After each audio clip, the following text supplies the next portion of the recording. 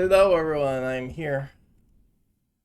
Checking my level, making sure I'm good. Alright, looks like we're good. Let us continue peace walking.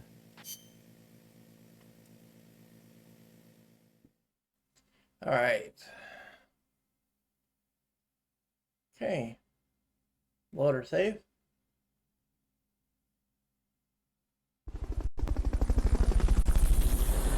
Okay, from where we left off last time, Snake and his company MSF, where he runs with Cousin Hero Miller, was recruited by a guy called Galvez, who is a part of the Costa Rican government, but he's really in a KGB plant. Wants us to figure out why the CIA is moving nukes into Costa Rica. They're moving nukes into Costa Rica and also unmanned weapons.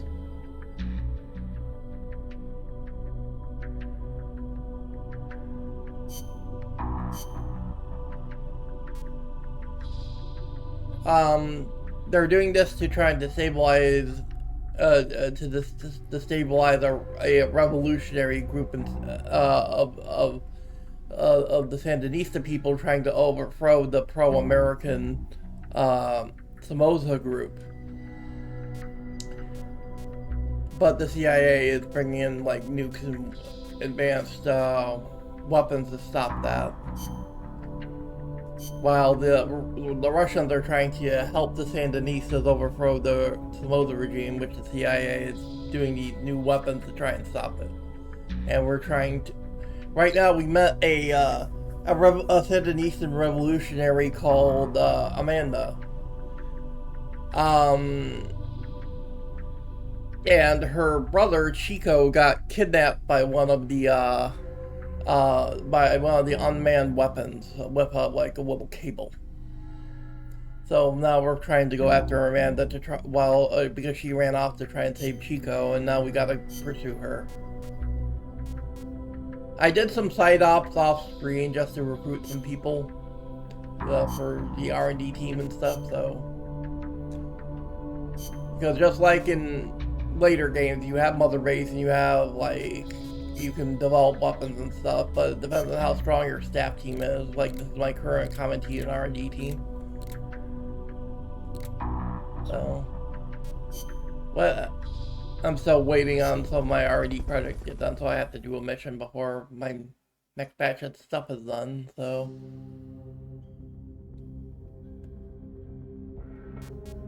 see, I've already done these side ops off screen, so we can move on to the next story mission. I can locate Amanda, the Sandinista leader, and obtain intel on the enemy's bases and the route used to transport the nuclear material. The direction Amanda's Sandinistas were going corresponds to the location of the next outpost, a supply depot. We should be able to make contact with her there. Alright.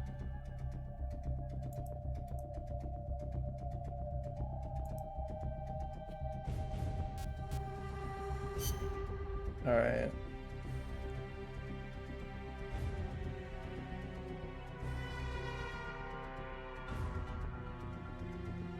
Prep.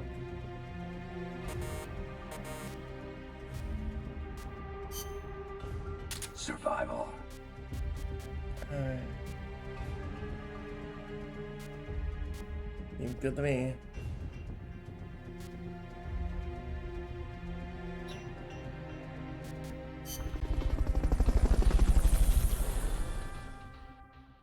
Alright, let's go.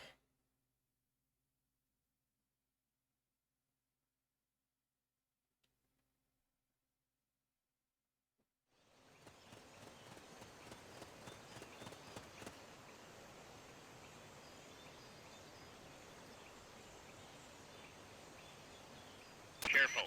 They've got reinforcements coming. We're counting on you, boss. Amanda should be at the supply depot, on the banana plantation.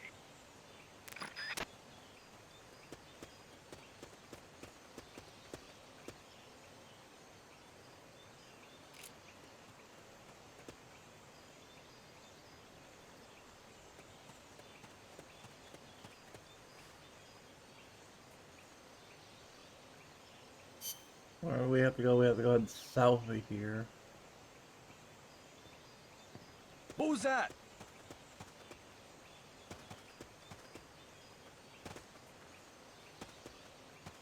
I'm seeing things. Yeah, we can just sneak past them and go this way.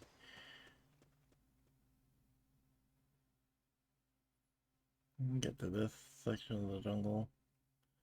I don't know. Oh, we have to go up that way, so we can go around to get there.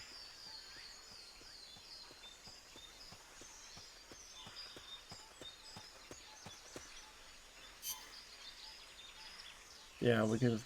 We have to get around these fuckers somehow, though.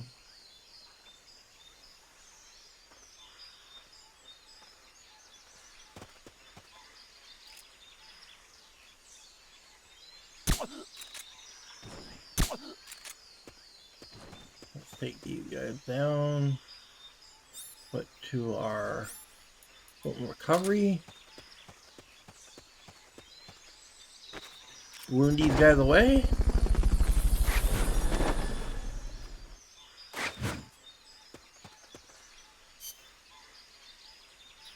Fulton recovery subject confirmed onboard helicopter.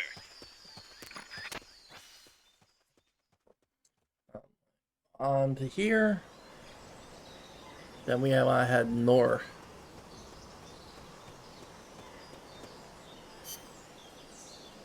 Right. According to the map. Yep, we want to head north across the bridge. Amanda went across that rope bridge. Hurry. Can I? Maybe sneak up and CQC this fucker? Yep.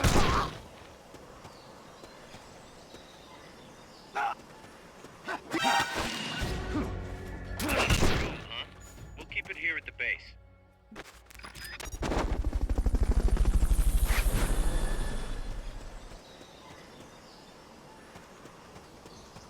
Recovery helicopter is complete. I should use CQC more to conserve suppressor durability. Although I have noticed, like, I lose a lot less durability every time I shoot now. Because of the upgrade I got. Get past the enemy by hanging from the bridge. Press the action button near the bridge's handrail to hang. Not necessary. I'll use a little hang bit of down when you're durability. crouching.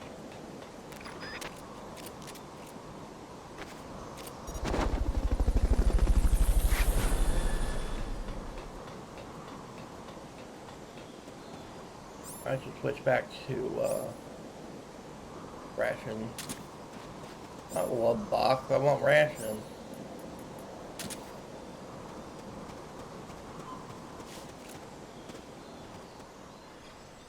Alright. What's here? Oh, there's a few more zones I have to get to get to. We're gonna have that north.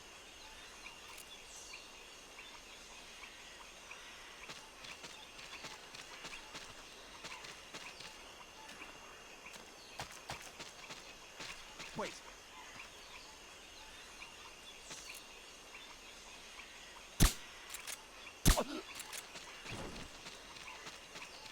I'll just shake him for stuff.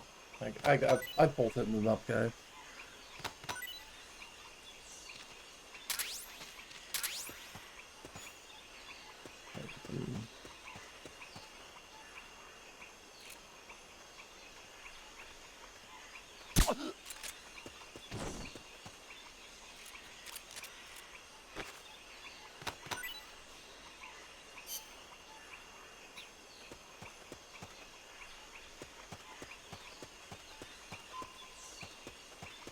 Onto the sorting shed. I'm almost at the goal.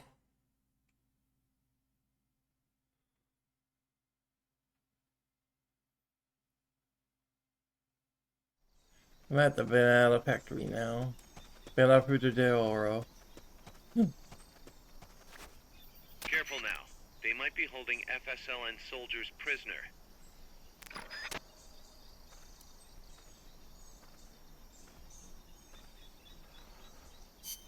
We just have to head north of this place. We gotta get to that exit.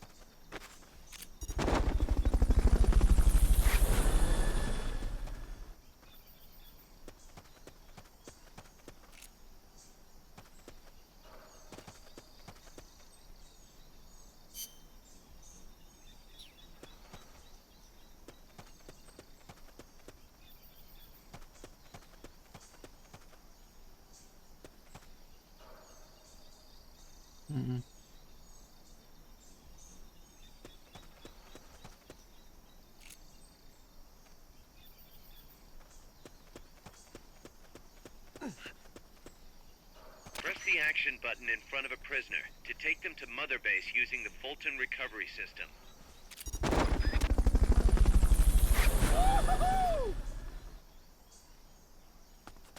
Guess not. Fulton recovery subject confirmed onboard helicopter.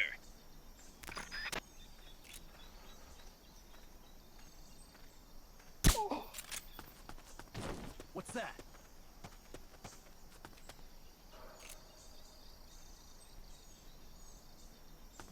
Guess not.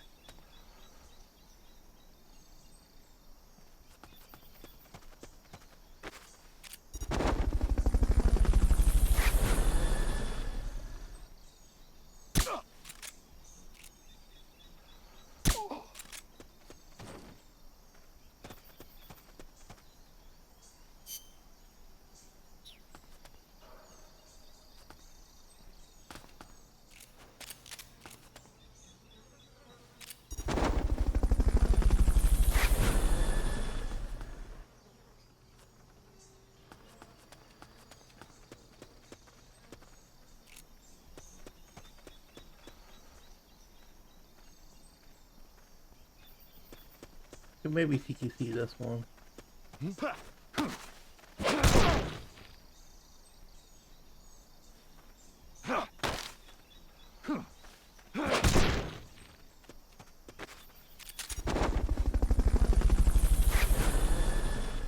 Should be the exit.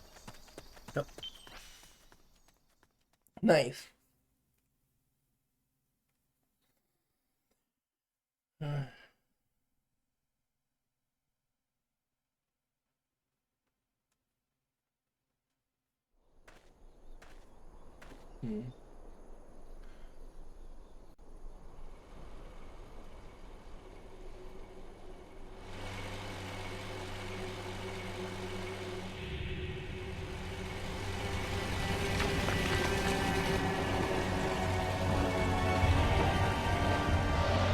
Uh-oh. Looks like there's no way around him. You up for this, Snake?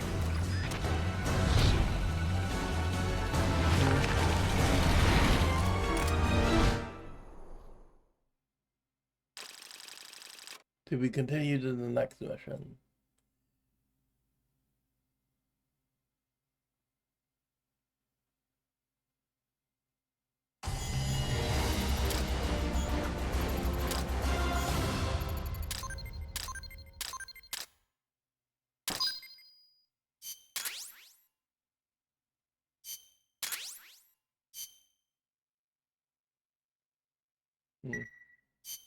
Listen, boss.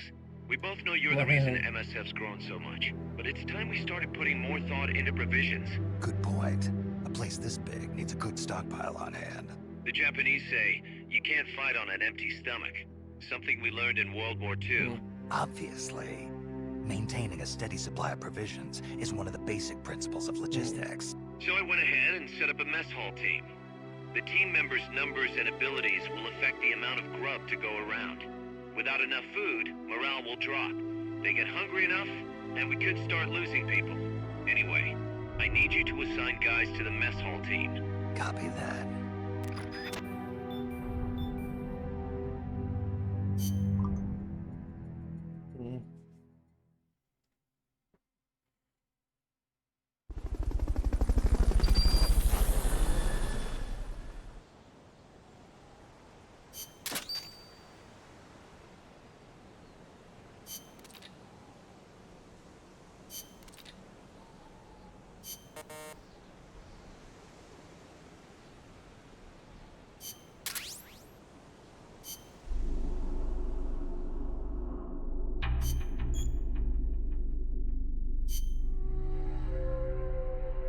Fish prisons, including your Mother Base staff, your current food supply is run by food and operative stream.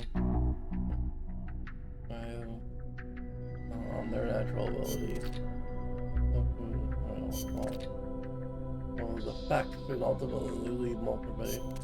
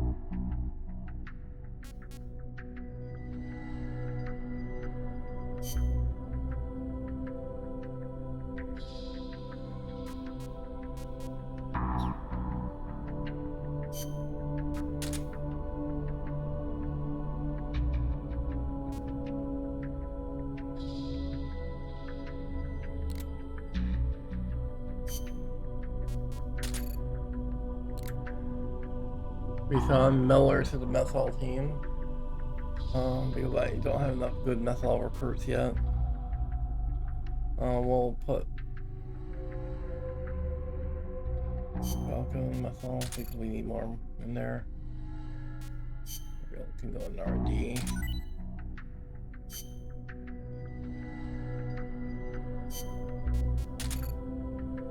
A lot of these new recruits need to go on the mess hall just because I need people in mess hall.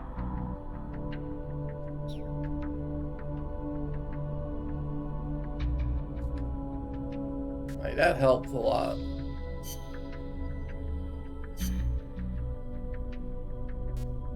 Okay, I finished developing that. What's still in progress? Nothing. What can I make new?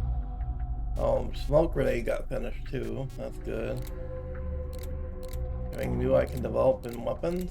No, not yet. I can develop. Yeah, I can upgrade my Fulton recovery system now.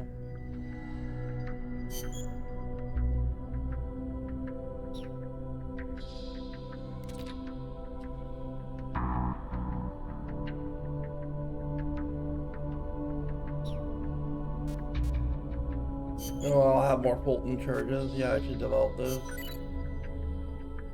I need more GMP though.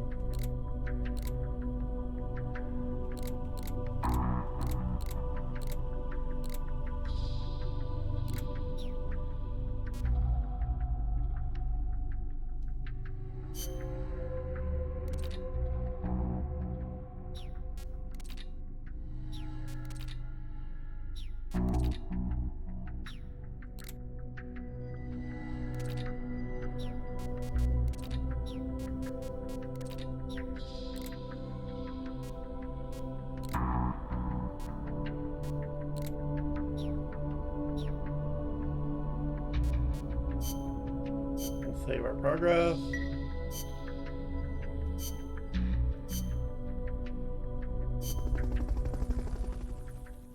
I think for the next mission we have to change our weapon loadout because I feel like we really need a rocket launcher for this fucking vehicle.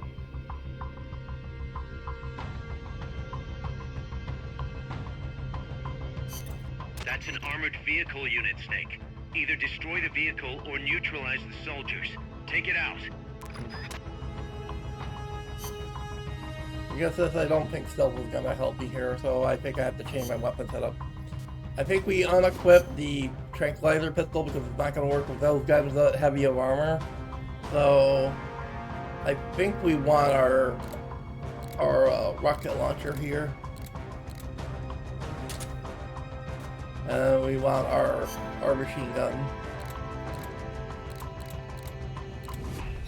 Our second weapon spot. We should equip our new smoke grenade as well.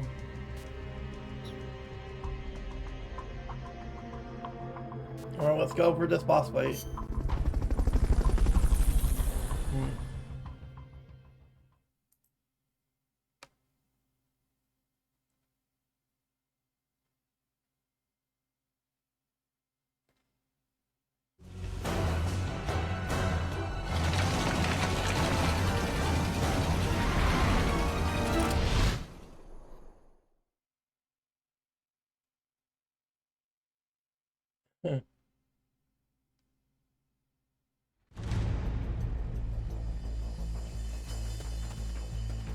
Neutralize the enemy troops. The accompanying soldiers are armed to the teeth. Watch yourself.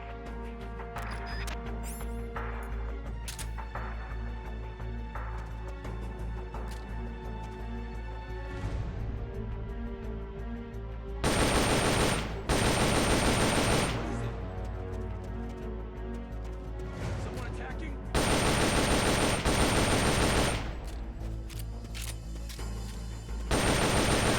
Going. Enemy.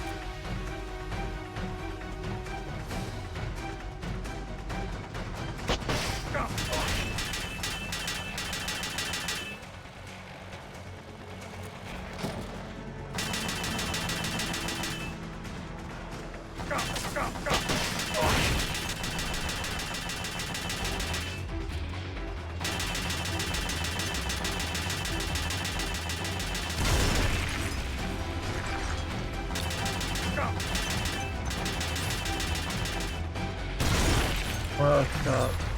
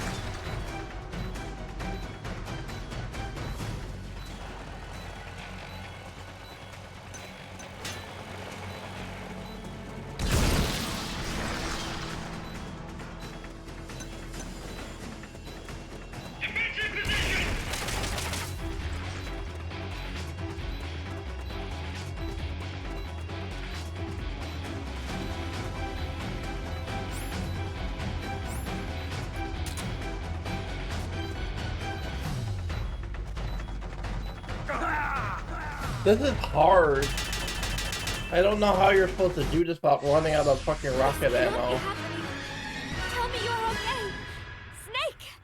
Snake! Well, I run out of rocket ammo and I don't know what to do.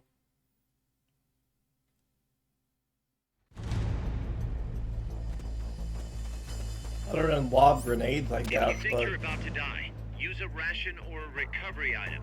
Can't be too careful. Oh, I chewed through them all.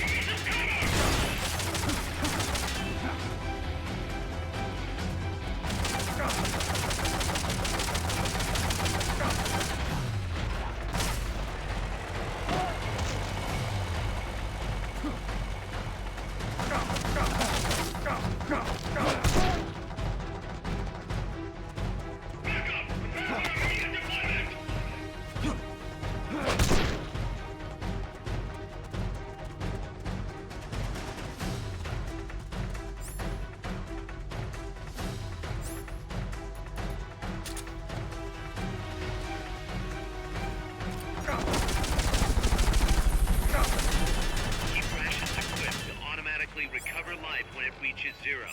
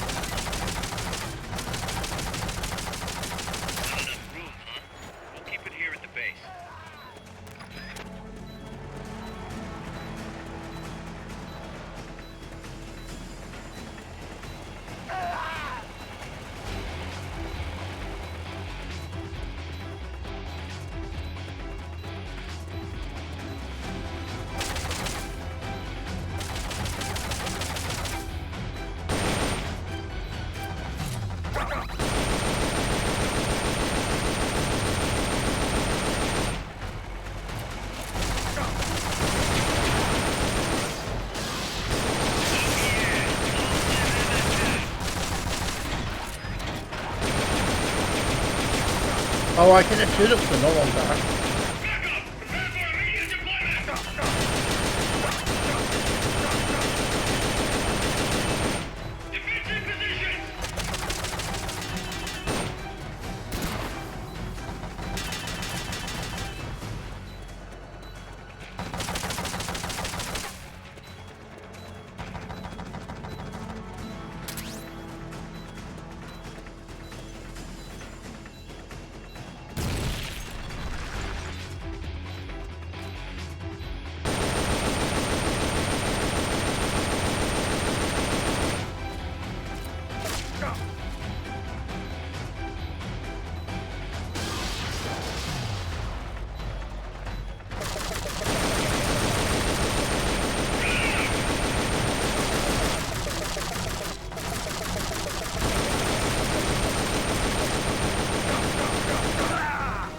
Oh man, I was close that time. What happened, Snake? Snake! This is really hard.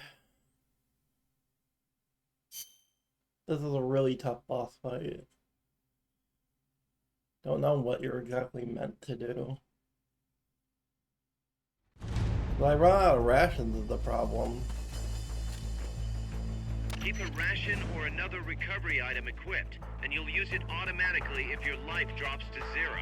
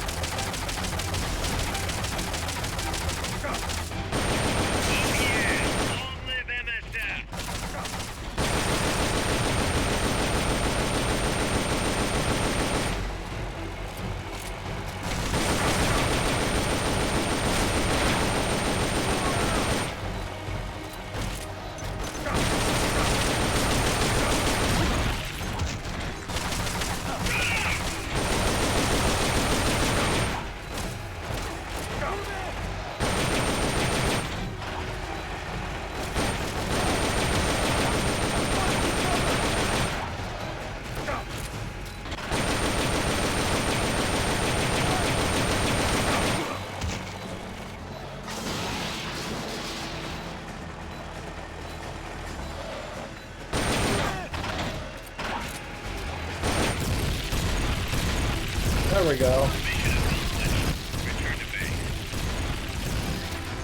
Oh, so if you just move up next to it and tank it with your rations, you can trick the soldiers to throw their grenades at it.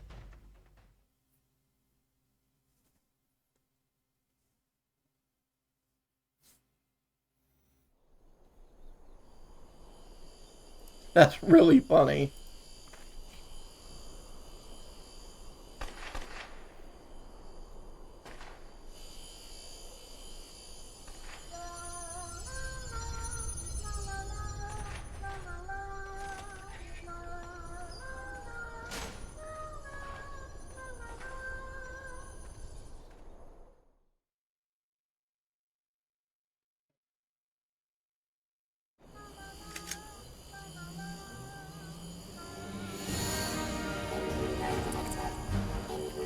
Excuse me, man. Amanda.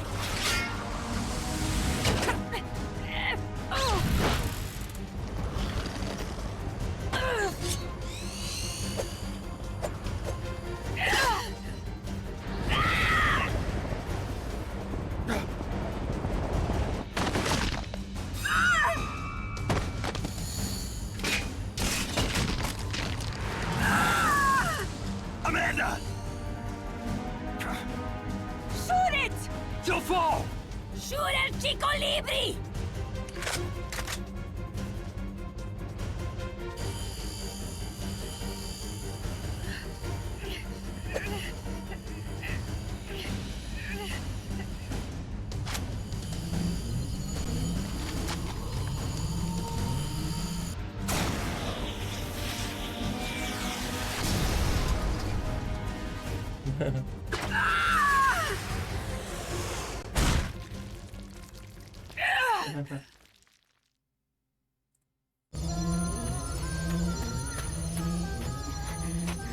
Amanda! Chico. What? What is it? Can you roll me one? Tobacco. Oh, yeah. Chico.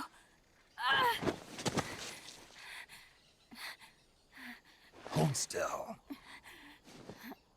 I treated him like a kid again. We fought. I didn't want Chico to know. Kept it a secret. Somoza's Guardia chased us out of Nicaragua. Across the Rio San Juan. And we ended up here. The only reason we've been able to keep on fighting. Amanda. The factory. You saw it? The banana factory. A front.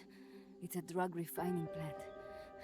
The KGB set it up for us to run. We used the income to buy food and weapons. Mi viejo never said a word, but we all knew. Everyone except Chico. Everything we have. Our weapons, our compass. He brought it all together. We were going to rebuild our country. Rebuild Nika with our own hands. Even if we had to dirty our hands to do it. But it's all over. We lost our cacique. Papa. I could never replace him. Now they've taken the plant from us too. There's no place left to regroup. No way to fight la revolución. Here, I rolled you one.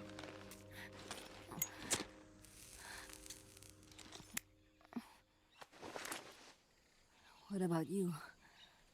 You're going after that cargo? Yeah. Must be important, Looks that way. It looks like it could be nukes. What? Nukes? Madre de Dios. No time to waste. We must get to Irasu. The transport route leads there. It must be where they're holding Chico and my compas, too. Whenever Chico and I argue, he goes off to be by himself. That's why he knows more than anybody about their bases. He... Oh, Chico... You're pretty worried about your baby brother. This is why I'm not fit to be a leader.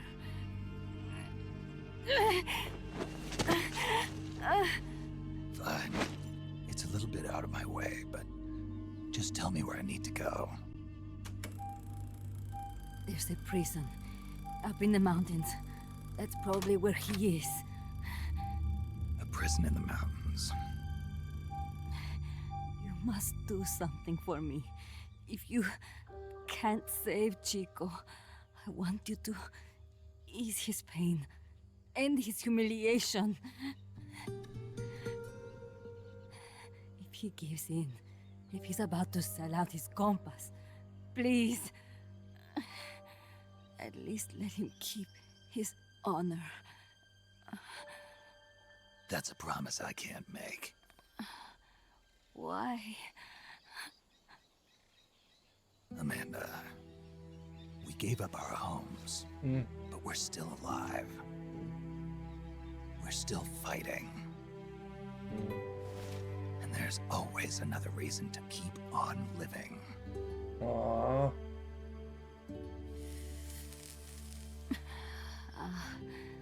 I feel alive again.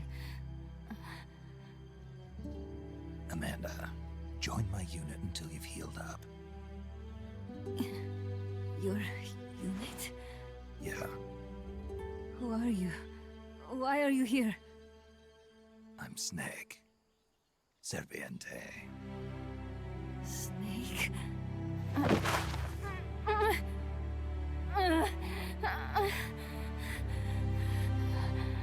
Could it be the great cacique has come to lead us?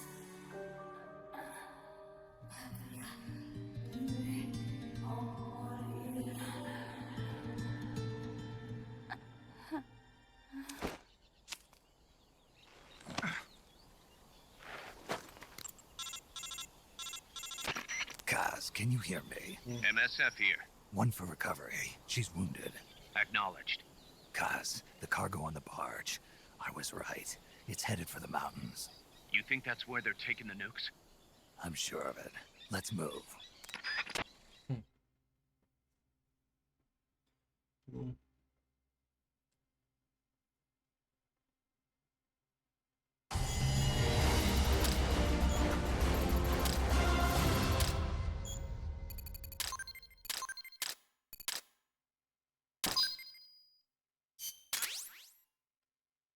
Desires vector howling weapon on tortilla chips recipe rank 1. Can soft drink recipe rank 1. Something you always like them versus banana fruit today or oil farm. Snake, Amanda's reached the plant. Snake, Amanda, how do you feel? some first helicopter ride. I'll be perfectly happy if it's my last. As you can see, she's doing fine. I set Amanda up with her own frequency, so call her anytime you need to. If you have any questions about American bases or mercenary units, or about El Frente, just ask. And please, do not forget my compass and Chico. Don't worry. It's good to be working with you, boss. Snake, we can monitor her condition in sickbay. Remember to assign roles to any POWs you bring back to Mother Base. How this outfit gets built depends on who we assign to what jobs. That'll determine how Mother Base grows. It's one of your most important roles, boss. Yeah, I know. Boss, one more thing. Now what? It's about sickbay. Naturally, we can use it for the sick or injured like we did with Amanda. But we can't expect people to get better without the proper treatment. Uh-huh. So I figure we'll need a medical team for that. The number of team members and their abilities will determine how quickly the sick and injured heal. They can also monitor everybody's health. Right. Prevention is the best medicine. You got it. Remember to wash your hands often and gargle twice a day, boss. If only I had the time.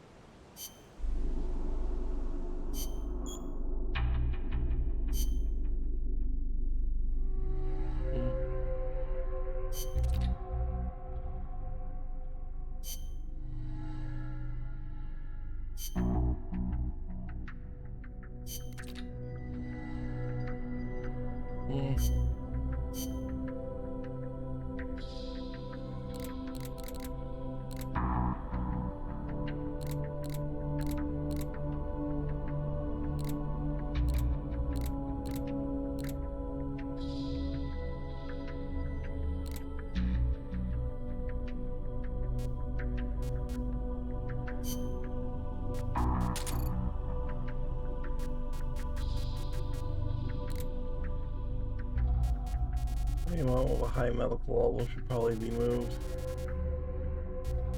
No, I don't have anything else with a high level medical level yet.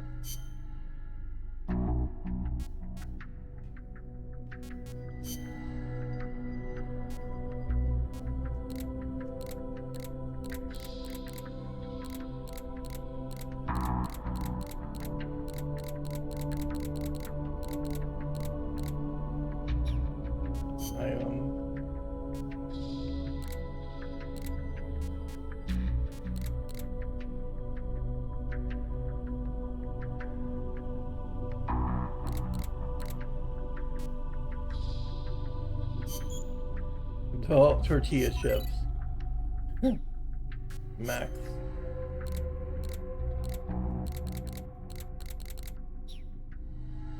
Color.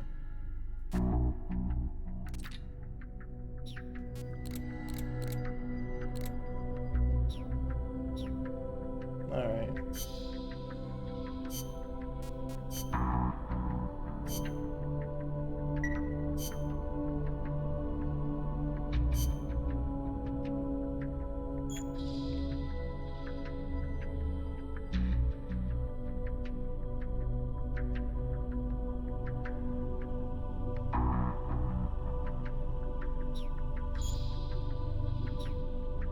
Alright.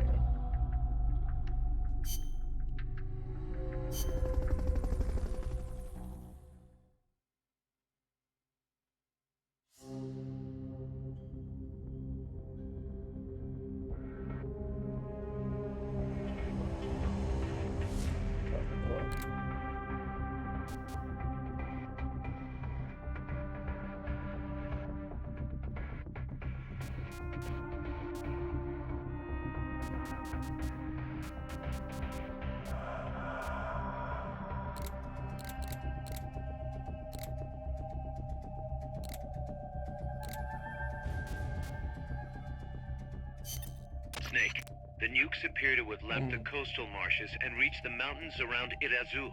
But without a guide, it's going to be tough tracking those things in the mountains. So we need you to infiltrate one of their bases, a prison facility. I hope nothing's happened to Amanda's brother. I hear you. There may be other Sandinistas held there too. To bring them back safely to MSF, use the Fulton recovery system. As I'm sure you know from experience, it's completely harmless. After all, you won't have time to sit there and convince every single one of them to join. One other thing, Snake. Amanda. Those CIA bastards confiscated some of the houses in the village. Chico's got to be inside one of them. Houses, huh? How do I tell which ones? When they took over the houses, they installed new front doors for security purposes.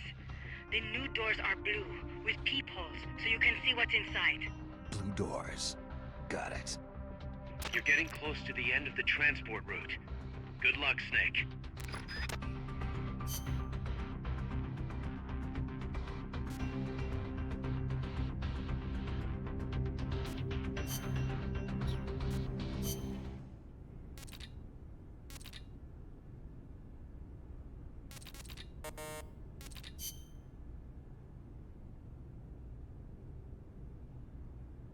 I didn't know about these. Costa Rica's forests are more diverse than you might expect. Not all of them are tropical rainforests. Costa Rica is close to the equator, it is true, but it is also very mountainous. Yeah, I see what you mean. Go up 4,000 feet in elevation and the temperature drops more than 7 degrees. There are basically 3 types of forests. The lowlands are covered in tropical rainforests, the highlands by tropical cloud forests, and areas where I there's should a have been dry listening to season these. have tropical dry forests.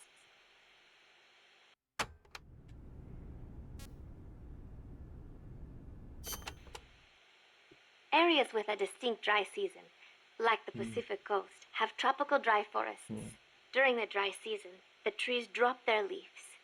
It gives you a clearer view, but at the same time, there are fewer places to hide. So be careful. Sounds dull. It is not really. A lot of trees flower during the dry season, including my favorite, the tabebuya. It has these amazingly vivid yellow flowers.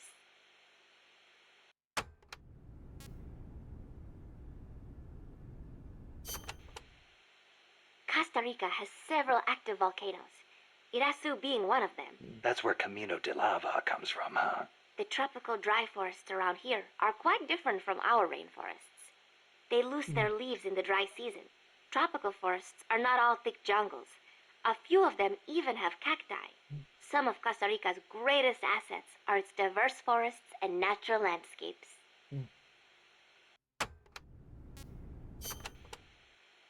Costa Rica got its first real railroads up and running about 100 years ago. Their primary purpose was to move coffee harvested in the Central Basin to the Caribbean coast. They built railroads here 100 years ago? That's impressive. It was even more difficult than you would imagine. Later, they started using the railroads for shipping bananas too.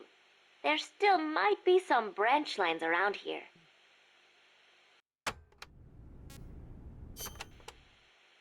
Aldea de los Despiertos means Village of the Awake. Weird name. The area is littered with coffee fields, and there is a factory nearby. The villagers are fans of coffee, so... Nah, they don't get much sleep, huh? They've got a sense of humor, all right.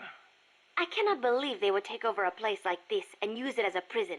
It is unforgivable for both the CIA and the thugs they employ. All the villagers wanted was to live in peace. What gives the CIA the right to crush them like that? They don't care about anyone's rights but their own. When my game Just is the way some people apolitical. You really think so? Don't worry. It just gives me the right to teach them a lesson. I can't believe Metal Gear Solid went woke.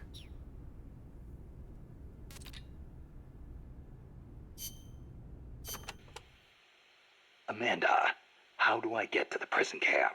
First, head up the narrow mountain path. The path will gradually open up and you'll come to a fork in the road. Watch yourself up there. You'll be lower than the surrounding terrain, so if you head down the middle, you'll make for an easy target. Yeah, thanks for the heads up. Take the leftward path to reach the prison camp.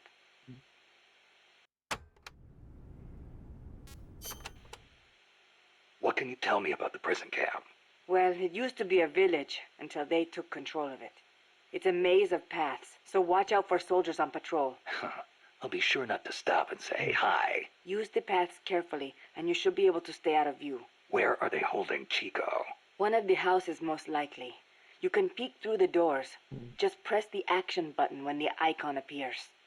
You could also listen to any sounds inside for clues. Good idea. Guards will still be on the move while you're looking inside. Make sure you don't get caught. And Snake. I know. I'll bring him back. Thank you. I know I can count on you.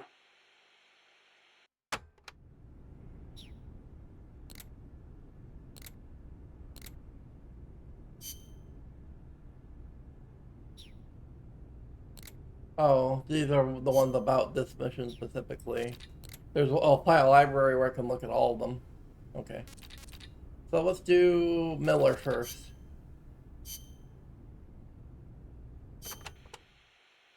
Kaz, what kind of shape is that plant the professor gave us in? First time I laid eyes on it, I thought it was some kind of joke. It was a giant birdhouse, seagulls everywhere. We eventually scraped off most of the rust and bird crap. The underlying structure's intact. Little elbow grease, and we should be in business. Who used to own it anyway? Whatever shape it's in now, somebody sank some serious money into building it. From what I can tell, an American university built it as a research platform for ocean thermal energy conversion. The name's still on some of the rusty old power turbines. I'm guessing they must have had government and corporate assistance to build it too. But they couldn't solve the thermal efficiency problem, and the project was canceled. Then after the university abandoned it, a KGB front company scooped it up for next to nothing. At least that's my theory. How'd the KGB manage to buy a plant built with American capital, front company or not? Yeah, that professor is quite the operator. One other thing. The plant's set up so that it can join up with other plants of the same standard. So, they were originally planning on expanding the place, huh? Hey, let's give it a shot. We can get some more people together and build this place up into a proper home for MSF. You're with me on this, right, boss?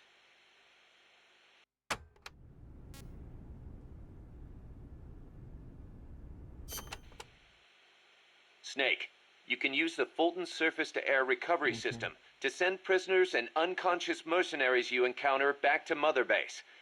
I know you've used the Fulton before, but just to make sure I'm not missing anything, let's review the steps. Okay. First, attach a balloon to the unconscious enemy or captured prisoner. Right. I hook a wire to their waist, and on the other end of the wire, there's a helium balloon. Right.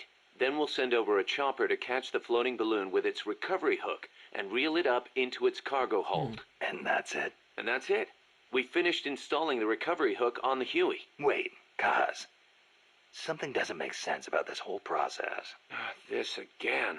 Well, normally, Fulton recovery is for when you're using fixed-wing aircraft. With a helicopter, isn't it simpler to land and pick up directly? Listen, Snake. You're going to be calling for recoveries repeatedly throughout your mission. We want to keep the risk of taking enemy fire to a minimum. The best way to get that done is to do the recovery in a high-speed flyby. That's what the Fulton surface-to-air recovery system is for. Uh-huh. What's the real reason? Helicopters are cheaper, and the repair bills will start adding up once the bullets start flying. I thought so. Kaz, I know we need to keep costs down, but... Boss, you really need to get rid of this whole army mentality. We're not the Pentagon. We don't have billions of taxpayer dollars to play with. And besides... Fine. Just pick a reason that makes sense. Helicopters have quicker response time. Sounds strange, yeah, but it works great. I promise. You'll get used to it before long. Yeah, I hope so. What's up? Remember why we created MSF Snake. To provide military force to whoever needs it, wherever they are, regardless of nation or ideology. Our beliefs aren't all that lofty. We just won't be the tools of any one country. Exactly. We know only how to fight. But we refuse to live our lives at the whim of the state. The MSF seal is patterned after Pangaea, the supercontinent from 250 million years ago. Back then, the whole world was one landmass, one world. No gaps, no rifts. Our strength will take us back there.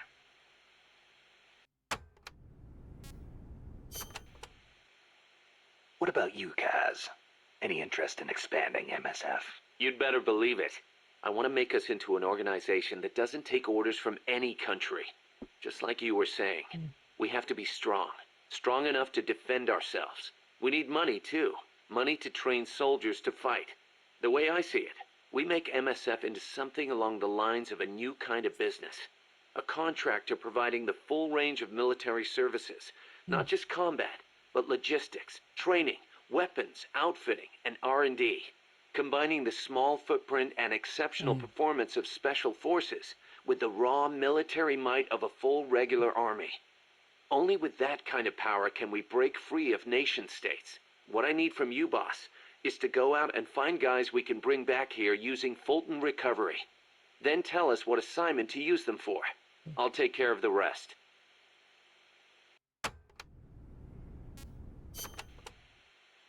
Your old mentor, the boss. She was known in the West as the Mother of Special Forces, right? Nothing but propaganda. Actually, it's not all that far from the truth. I heard the KGB just set up a counter-sabotage cell. Alpha Group, I think they call it. There's even a rumor that West Germany created a counter-terrorist unit within its border police after the debacle at the Munich Olympics. Back home in the States, they've got the illustrious Green Berets, the SEALs, and your personal creation, Foxhound. The seeds sown by the boss are beginning to sprout.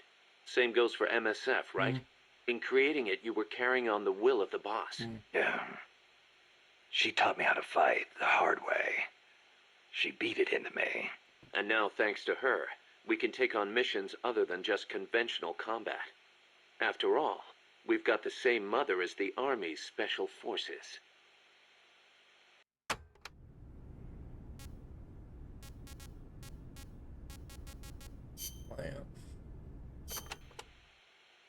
Still can't believe Professor Galvez was KGB. Well, like the professor said, Moscow's hell-bent on communizing Latin America. Yeah, the Cuban intel services are all in the KGB's pocket. You don't think he's got some kind of ulterior motive? If the CIA is up to something, it's only natural that the KGB wants to know about it. But I doubt they're showing us their full hand. We'd better watch our backs.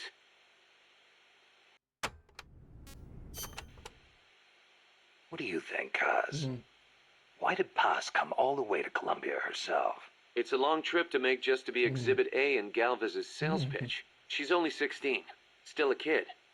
Maybe we should take her wish for peace at face value.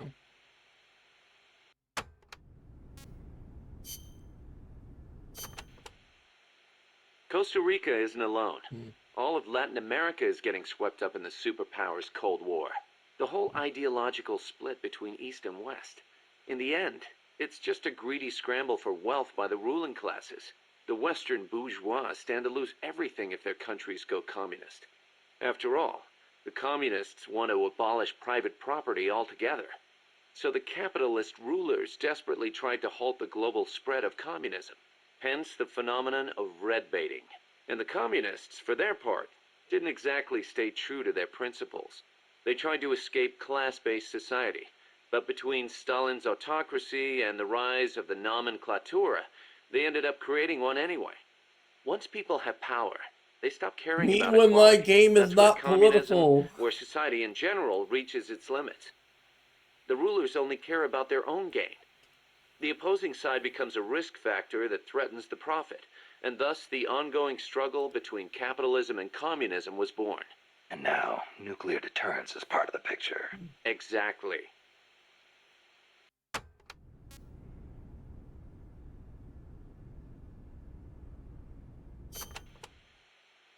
They say nuclear weapons are the reason we haven't seen conflict on a global scale since World War II. The thought that your opponent might launch nukes against you sort of makes it tough to start an armed conflict, especially now that they've got intercontinental ballistic missiles.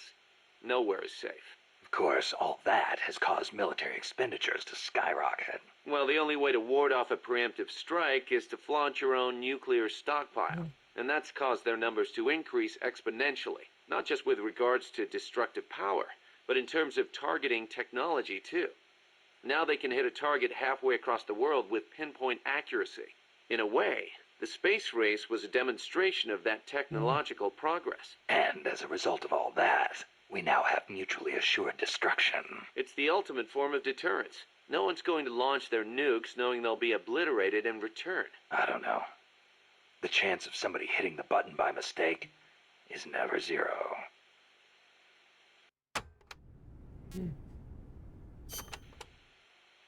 You're right. Even with peace guaranteed by MAD, there's always the risk of an accident. Nobody wants the world to end on account of some machines malfunctioning. On the other hand, thanks to deterrence, we haven't had a world war since 1945. You gotta admit, It has been pretty peaceful. Not that it matters to us. People point at the nuclear arms and space races and call it a Cold War. I say if they're not shooting at each other, why not call it world peace? Doesn't mean war is gone. Look at Korea. Look at Vietnam. Well, yeah, but I'm talking in relative terms here. Besides, if war died out completely, we'd be SOL. We're not warmongers. And yet, we can't survive in a world that's at peace. You got a point.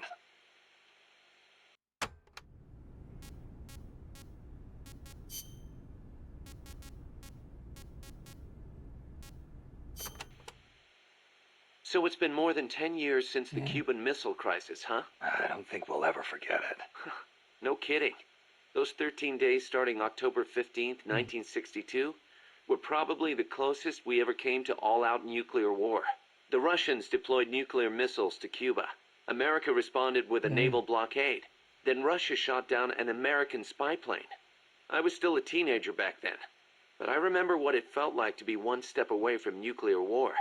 The adults were freaking out. If it wasn't for the Cuban Missile Crisis, there might never have been an Operation Snake Eater. And... What's the matter, Snake?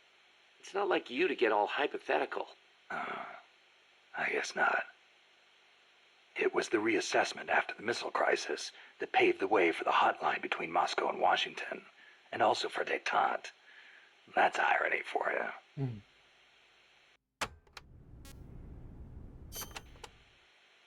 The Treaty of Tlatelolco was enacted to make Latin America into a nuclear-free zone. It bans the testing, use, manufacture, production, acquisition, storage, and deployment of nuclear weapons. The impetus was pretty obvious. The series of crises triggered by the deployment of nukes in Cuba. Not hard to imagine. Those 13 days had the whole world frozen in fear. Of course, the country that started it all, Cuba, hasn't actually ratified it yet. Still, the treaty's backed by over 20 countries. Anyone flouting it risks becoming an international pariah. True. Opinol would investigate, no doubt. I heard they used Japan's 3 non-nuclear principles as their model when they drew up the treaty. I think the Treaty of Tlatelolco might have been their way of asking nuclear powers not to use nukes against them. That's the biggest difference between the treaty and the 3 principles. I guess you could call it a 4th principle.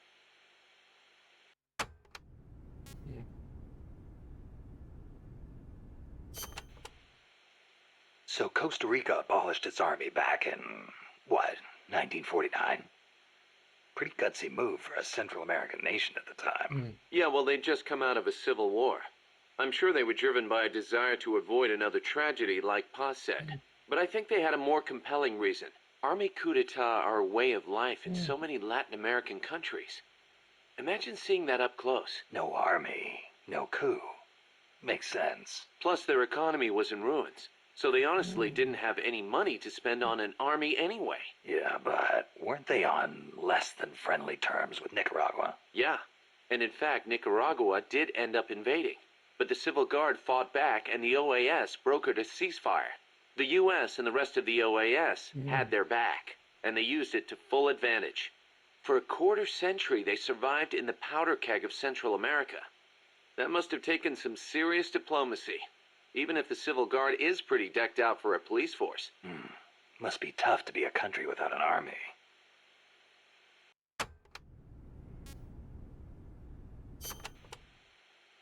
Hey, Snake, mind if I ask you something? Since when did you start asking permission? So, you used to be part of a CIA paramilitary unit, right? That's right. Ever do any ops in Central America? No, not personally. But there were other units who did all kinds of stuff. I remember the Bay of Pigs invasion back in '61. The papers had a field day with it. Operation Zapata. That was the CIA code name. The whole thing went south. Then there was Che Guevara, being hunted down in Bolivia. I heard the CIA had a hand in that, too. There were several units similar to mine. MSP, SOG. They'd recruit former special forces, train them as intelligence agents, and send them on deniable covert paramilitary operations. One of those units trained the Bolivian army in counter-guerrilla tactics. And then had them shoot El Che. So the story goes.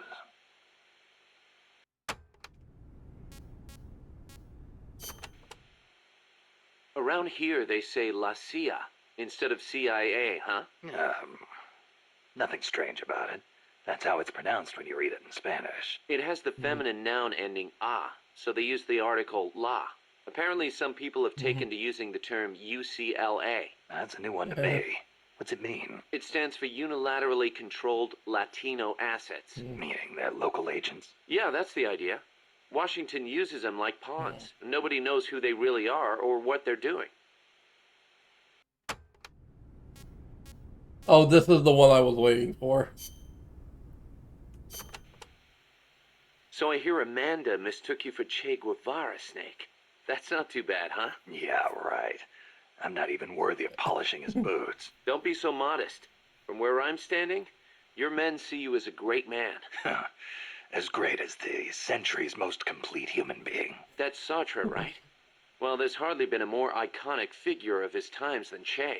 Oh, he was more than that. Completely apolitical video game, and a great folks. warrior. I'm with you there. Can you believe that when he No first went to wokeness Cuba here. with Fidel, they had only 12 guys with them? But they rallied. They brought in new recruits, won the support of the peasants, expanded their organization. And in the end, they overthrew the Batista regime. People flocked to them because they were honest. They won because they were strong. Those are the qualities that make men great. You know, we're kind of in the same boat they were back then. Here we are, a handful of mercenaries taking on an army backed by the United States. Yeah, we've got a long way to go. But we've got to keep on going. It's not just about winning in battle. You need to think about recruiting people and growing this operation. Got it.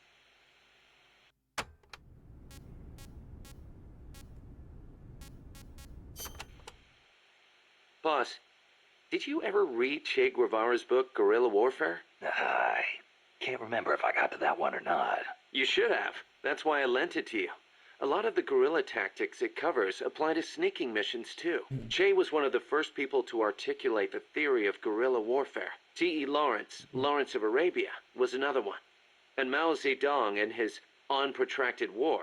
Theory aside, Nicaragua's General Sandino was one of the first to put guerrilla tactics into practice, which explains why the Sandinistas named themselves after him. If you think about it, guerrilla warfare itself has been around since ancient times. There's only so many ways a small group can upset a large army. There was a samurai in Japan who excelled in guerrilla warfare. No kidding. Tsunoki Masashige. He was a warrior who lived in the medieval era. He used unconventional tactics to help overthrow the Kamakura shogunate. Like what? Trojan horse-style maneuvers and decoys to confuse the enemy. The best one was when the enemy was climbing the castle walls. He dumped boiling water and human excrement on them. Sounds great.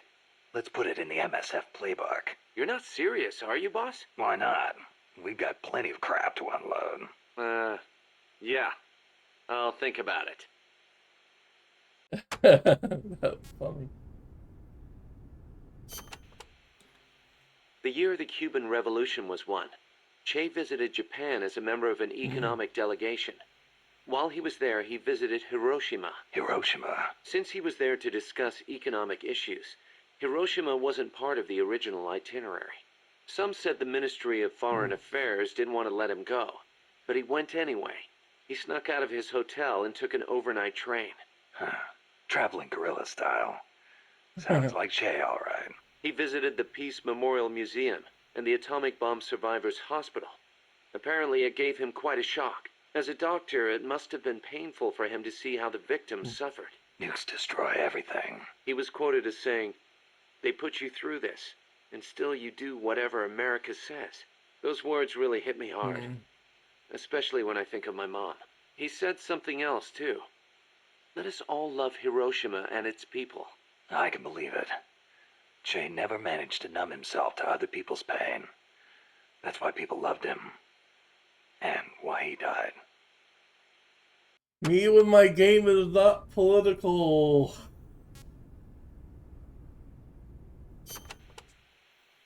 That bandana you're always wearing, that thing's a real antique. Ever think about getting a new one? This one's fine. Come on, we can't have our boss wearing a raggedy old thing like that. It was a gift, okay? It wouldn't be right to get rid of it. It was. Okay then.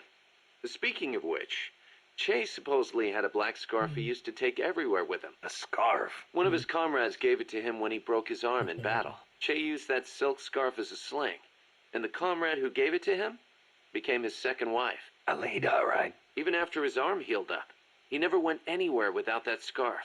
What about you? You get that bandana from someone special? No, nothing like that. It's important to me. That's all.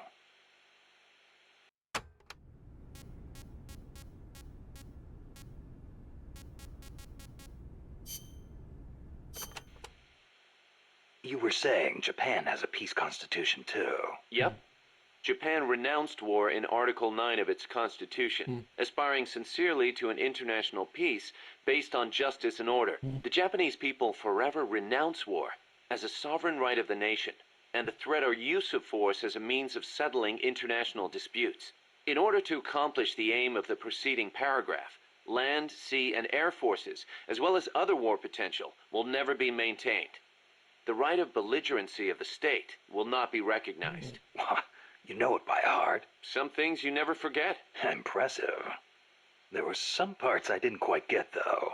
Like the whole means of settling conflicts thing. Yeah, that's been the subject of debate. Whether or not it forbids any and all use of force. The current Constitution was originally drawn up under the Allied occupation. The first draft was even submitted by Allied GHQ. So naturally, there are some who feel the Constitution was imposed on Japan by foreigners. Things like that are never simple. Same for every country, I guess. One thing's for sure, though. Not having an army let Japan focus on economic recovery after the war. In that sense, it's the same as Costa Rica.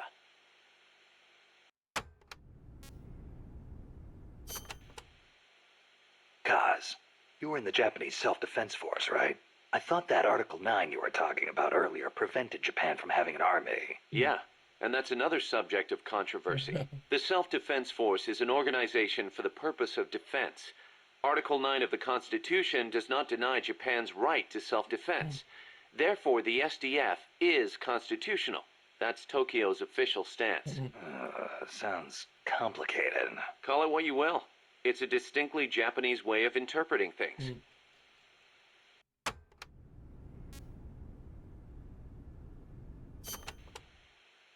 The U.S. has military forces stationed in Japan, right? Right. Even though the Allied occupation ended, American forces are still stationed there under the U.S.-Japan Security Treaty. Unlike Costa Rica. Part of it stems from the occupation, but Japan also occupies a key strategic position from America's perspective. It's next door to the Soviet Union, and close to China and North Korea as well. It's integral to the security of Pacific Asia. For America, Japan represents a barrier against communism. What about for Japan? As you might expect, there's deep-rooted opposition to the alliance. In 1960 and 1970, when the treaty was up for revision, there were mass protest movements against it, especially in Okinawa. The U.S. only gave it back to Japan 2 years ago, and American bases are still concentrated there. It's a heavy burden for the Okinawans to bear. Then why don't they scrap the treaty? Lots of reasons. There's the imbalance of power with the U.S., of course, and if Japan pulled out, they'd be losing the nuclear umbrella America provides. And as for whether the JSDF could defend the country after the Americans left, I really couldn't say. Costa Rica is in a similar situation. They depend on the Inter-American Treaty of Reciprocal Assistance, the so-called Rio Pact. So, the countries with peace constitutions end up having to rely on other countries' armies. Kind of ironic. On the flip side, not everybody in America is satisfied with it either. Some people argue Japan is freeloading off America's security guarantee. And you know how Japan's industrial exports are making inroads in the States. Yeah, I've got a Japanese camera myself. Best damn camera around. Japan's low defense spending allows it to invest more in economic recovery and expand its share of the American market. That's a bitter pill for Americans to swallow.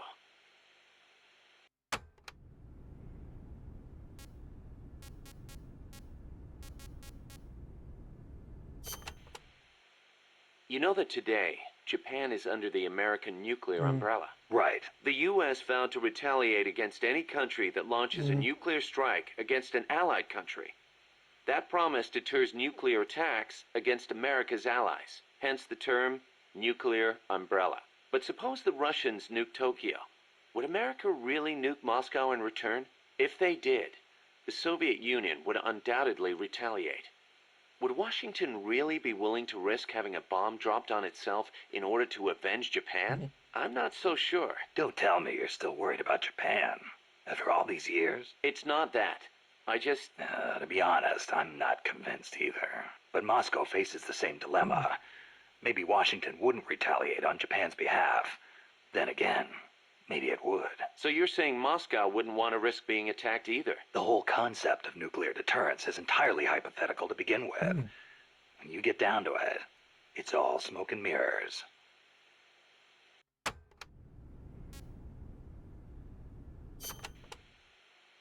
Japan shall not possess, manufacture, or allow the introduction of nuclear weapons into Japan. Those are the 3 non-nuclear principles set forth by the Japanese government. Allow the introduction? That's funny.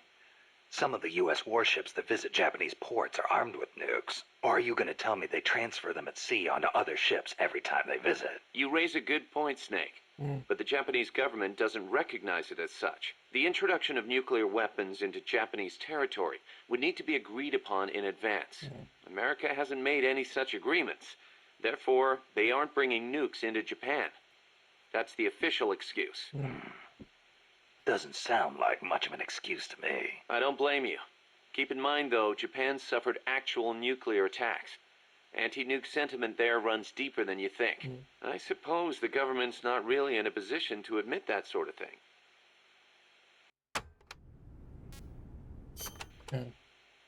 So tell me, Kaz, how's the self-defense force you were in different from an army? The JSDF is set up for national defense. It's not configured for aggression against other countries. It's what you'd call exclusive defense. Exclusive defense? It's the fundamental strategic posture of the JSDF. No preemptive attacks. Only the minimum defensive action necessary after an enemy attacks. Anything defined as self-defense, then? The JSDF originated as the National Police Reserve. Back then, American forces stationed in Japan were being sent over to fight in the Korean War. So in a sense, the NPR was filling a gap. Police, huh? Reminds me of the Costa Rican Civil Guard. Yeah, exactly. They're also dispatched to provide disaster relief. The year before I joined, they had a hell of a time trying to rescue some buses that got hit by landslides.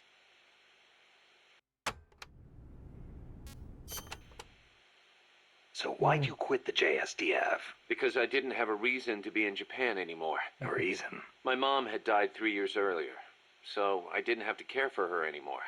With her gone, there was no point hanging around in Japan. Yeah, but a man with your talents could have risen pretty high in the ranks, I imagine. I don't know what they made of me. Could be it actually alienated me from the brass. And personally, I could never get used to the idea of exclusive defense. Meaning? On a strategic level, I can see how a country could go with the exclusive defense model used by the JSDF. And I've got nothing against my fellow soldiers who believe in it. On a tactical level, though, it just rubbed me the wrong way. To put it simply, I was itching for a real fight. I figured. And I felt as long as I was in the JSDF, I'd never be able to stand shoulder to shoulder with my father, who was in the U.S. Army. Seeing Yukio Mishima's suicide didn't help either. Yukio Mishima. The guy who wrote The Temple of the Golden Pavilion. The way he questioned the status quo hit home with me. Not that I admired his vision or anything, but it did get me thinking, that's for sure.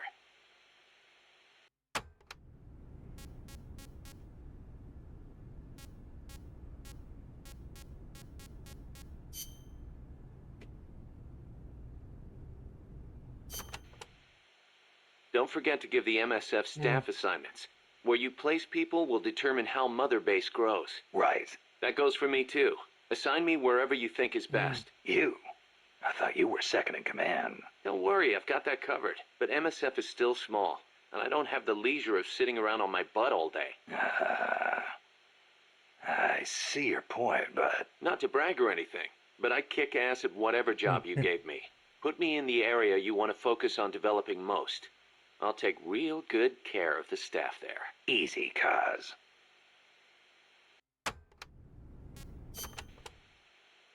Life's funny sometimes, isn't it? What brought that on? We first met as enemies on the battlefield. And now here we are, fighting side by side. You mean Colombia? Yeah, after I quit the JSDF. I made my way there and got myself a position as a drill sergeant for a band of revolutionaries, despite the fact that I'd never seen a day of combat. I see you had the gift for talking business in Spanish even back then. Oh, come on, stop it. You're making me blush. Unlucky for me, though, you were in the service of the Colombian army. I remember it like it was yesterday. It all happened in an instant. You guys ambushed us, and half my unit was taken out. My mind went totally blank. I couldn't keep it together. My whole unit was wiped out, and I was left half dead from a bomb blast. Then, as I was leaving, you yelled out at me. I came all the way from Japan to be here. My place is on the battlefield. Then you asked for my help, saying, I want to be the one to end it. I remember being surprised that there were still samurai in Japan. You guys came over to me. I had a grenade hidden under me, but even then you were too fast. The second I pulled the pin, you grabbed the hand I was using to hold the grenade with both palms. I didn't want it to go off. I'd heard samurai were a proud bunch. I wanted to know why one of them would stoop so low as to try to take his opponent with him. And I said, I'll never lose again. We'll never lose again. Yeah. We'll do whatever it takes, but we'll never be beaten again. Then, I passed out from the blood loss. When I woke up, I was in your camp's infirmary, stuck full of tubes. Why'd you save me? Your enemy after I tried to kill you. Because you swallowed your pride and fought with everything you had. I just didn't want to lose. You found a way to fight back, even in the face of death, even when you knew you were going to die. That's the mark of a true warrior. It's not about gain and loss, or victory and defeat. I looked at the way you lived your life and saw the path I needed to take as a warrior. Wow, I never knew that. And that's why you... I realized then that the battlefield doesn't only divide people into allies and enemies. Sometimes it tells you more than just who's an ally or who's an enemy. Sometimes it helps reveal your true comrades. Like you and me, huh? That's right. And 2 years later, here we are.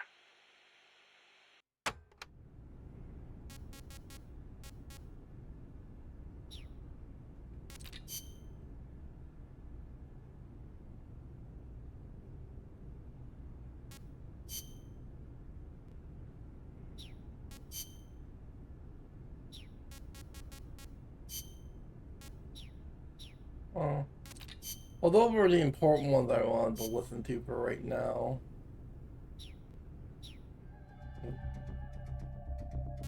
I don't want to listen to tapes all the time right now.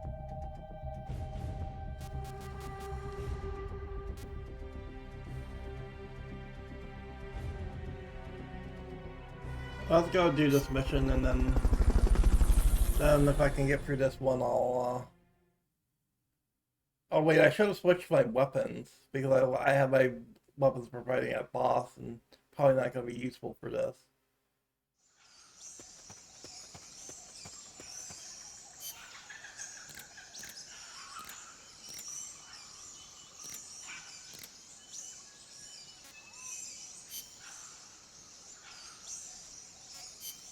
I need to switch my weapons, because I forgot I had those weapons equipped for the boss.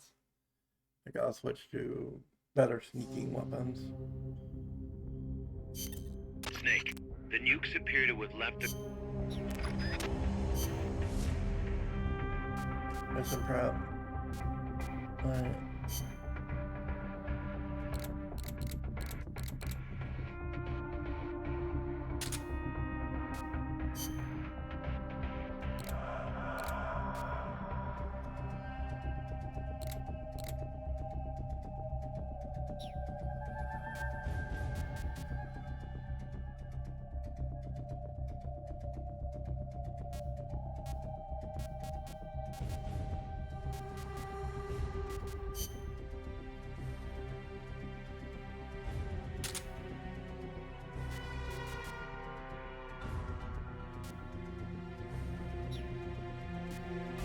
Concern. Appropriate weapons equipped.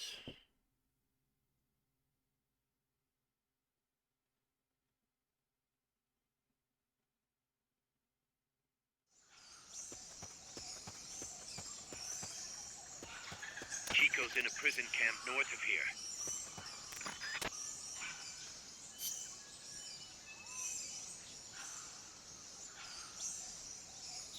That's north.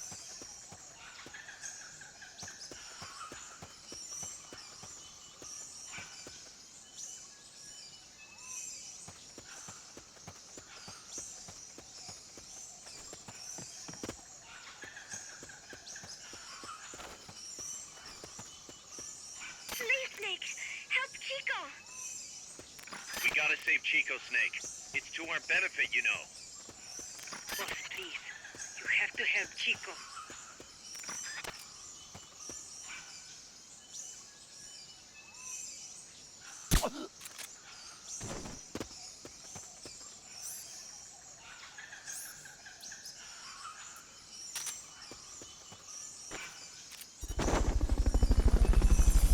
The basin ahead leaves you completely exposed to sniper fire. I have a bad feeling about this.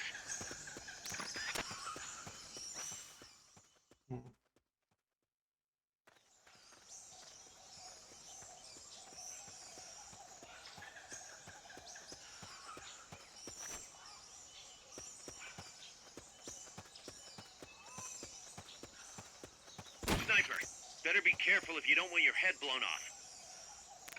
They're using the Scarecrow for sniper training.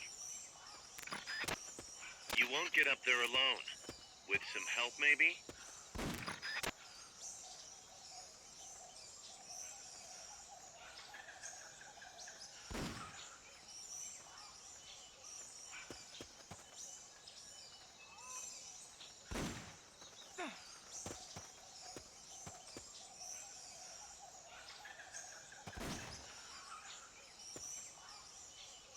Somebody there? Nothing here. Somebody there? Nothing here.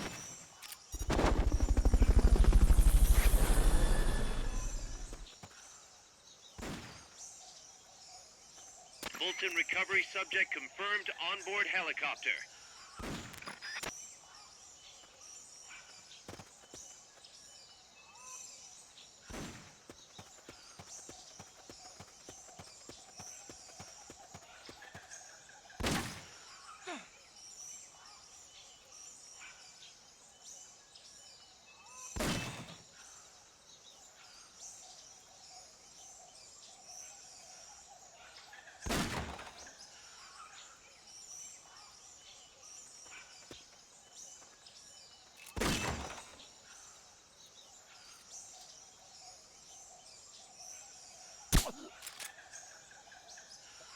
Okay. Wait. Somebody there? Got the sniper.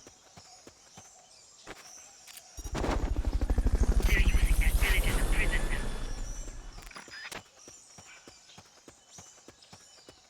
Fulton recovery helicopter is complete. I got past the sniper relief.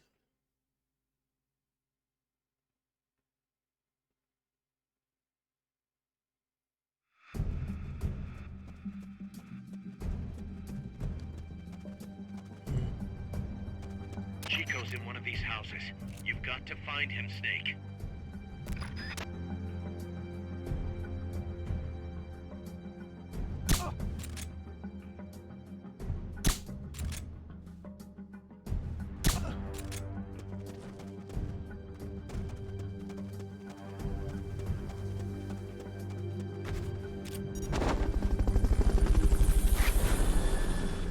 Oh, we're looking. Even if you take out the enemy at hand, there's more where they came from. I'd keep a low profile if I were you.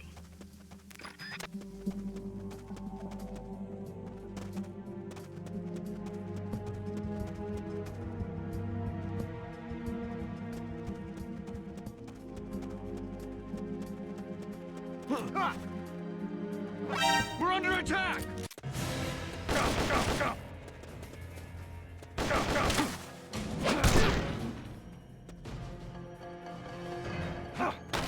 It's the enemy! Send reinforcements! Understood. Dispatching reinforcements now.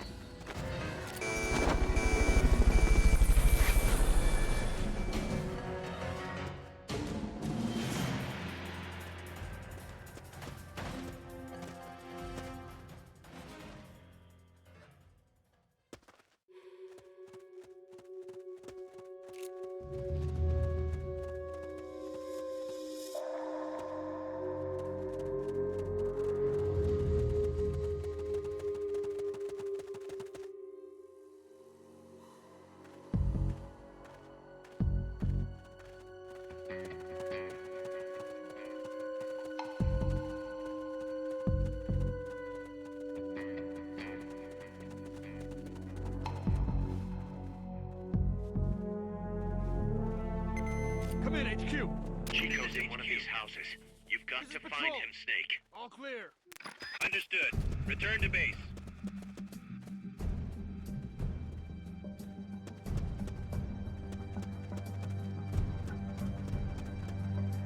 Supposedly the under house is attack. being used.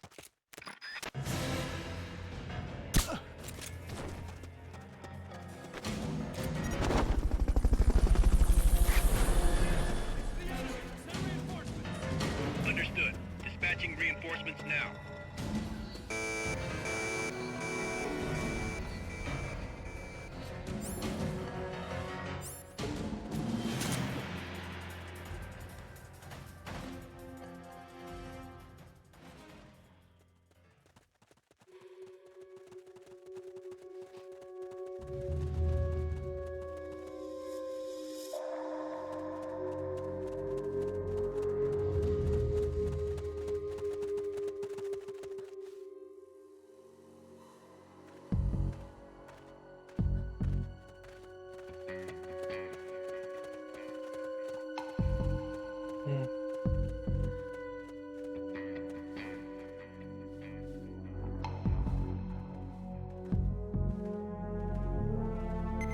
Come in, HQ.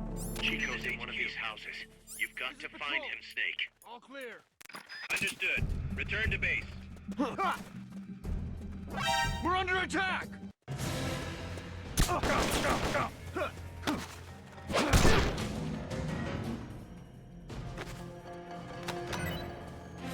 Enemy sighted from base. Understood.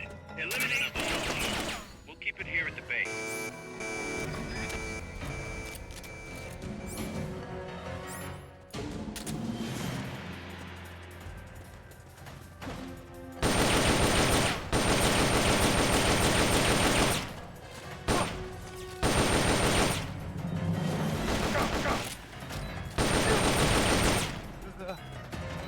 Keep rations equipped to automatically resume time when it reaches zero.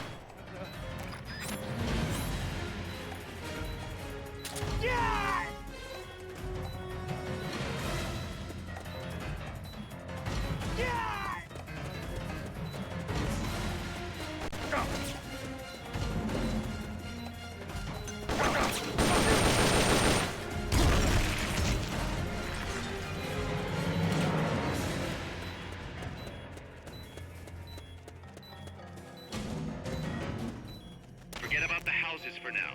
Wait for the alert to be lifted first.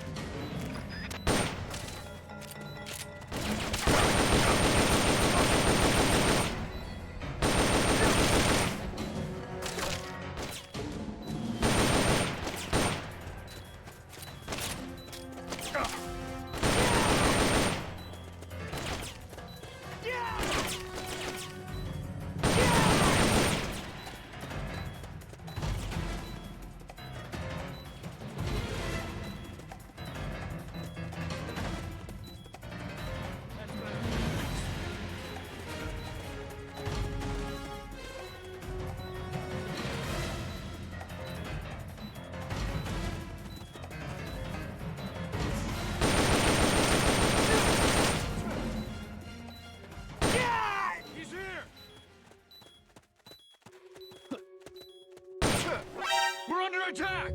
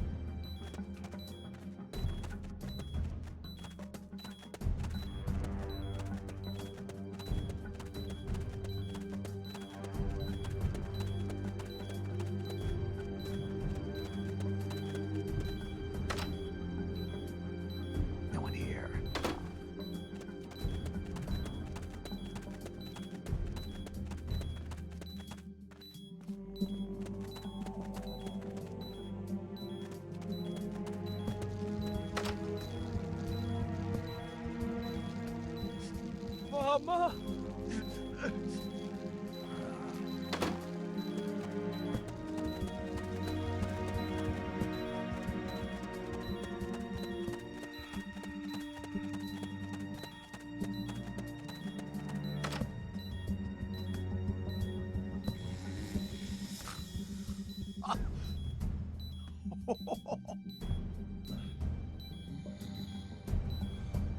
Not this one.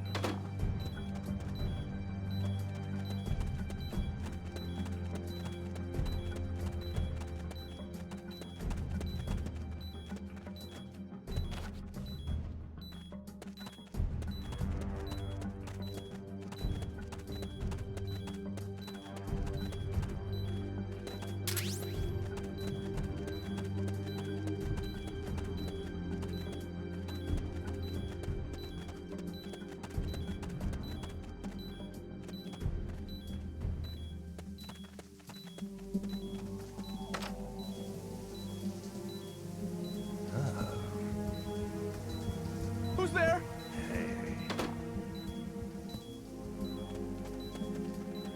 They may be the enemy, but I cannot believe you. Please, Nick, be careful. Remember, Chico's life is at stake.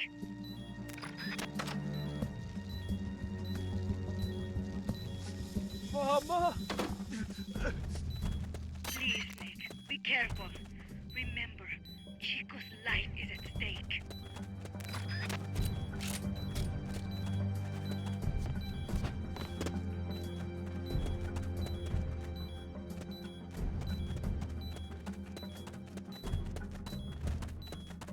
I don't know what house he's in.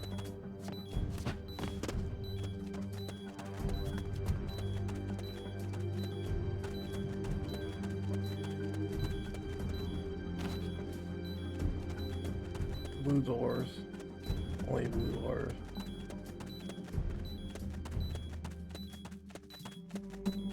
Well, checked all the blue doors, I think. You checked this one already, I think.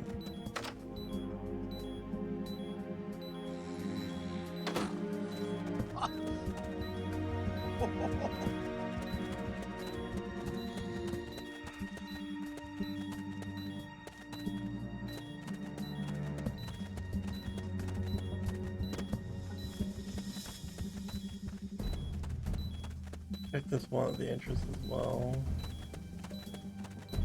Must be like one in the back we can reach somehow.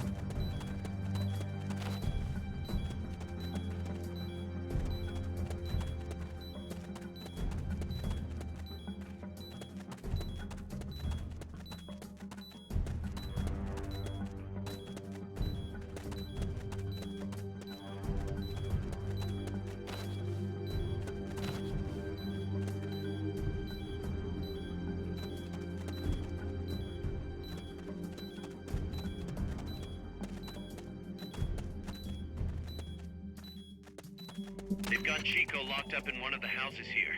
Find him.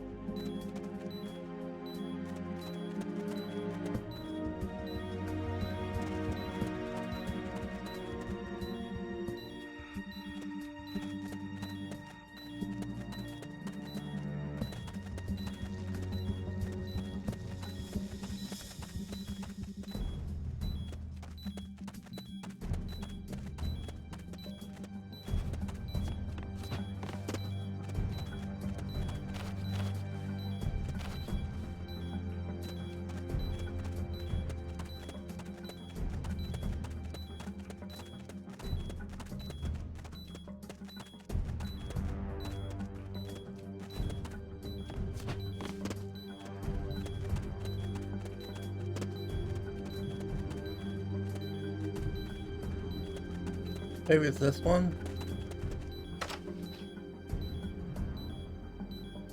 Chico, is that you? Yeah, that's the one. I kinda will go with it.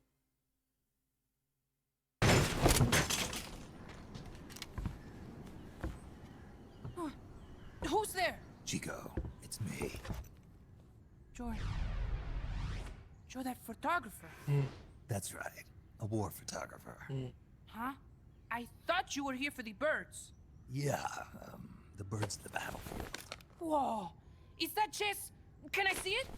Wow, the same kind of chair used. You can't keep it, kid. Here, have these instead. Those photos. Huh. Oh no, Amanda! She's safe. Don't worry. You sure?